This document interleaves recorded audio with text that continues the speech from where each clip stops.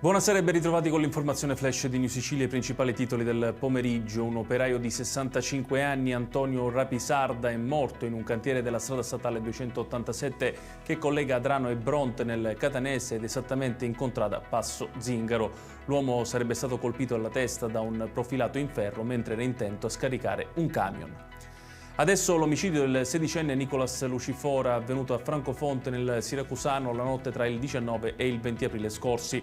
Il giovane responsabile, il 22enne Francesco Milici, nell'interrogatorio di garanzia ha dichiarato ai magistrati di essere stato minacciato di morte e aggredito prima di colpire fatalmente la vittima.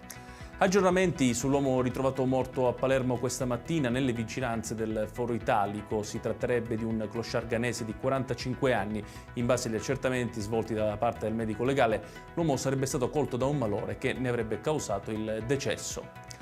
Cambio nella giunta di Palermo. Mimma Calabrò, 66 anni, nota sindacalista, ha preso il posto di Rosy Pennino come assessore alle attività sociali. Il sindaco La Galla le ha affidato alcune deleghe importanti: assistenza sociale e sociosanitaria, disabilità, contrasto alla povertà, pari opportunità e gestione delle emergenze legate alla povertà estrema.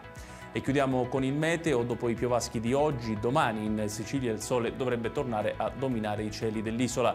Qualche addensamento potrebbe riguardare solo la costa ionica, con possibili rovesci di debole intensità nel Messinese e nel Catanese. Temperature massime in netto aumento.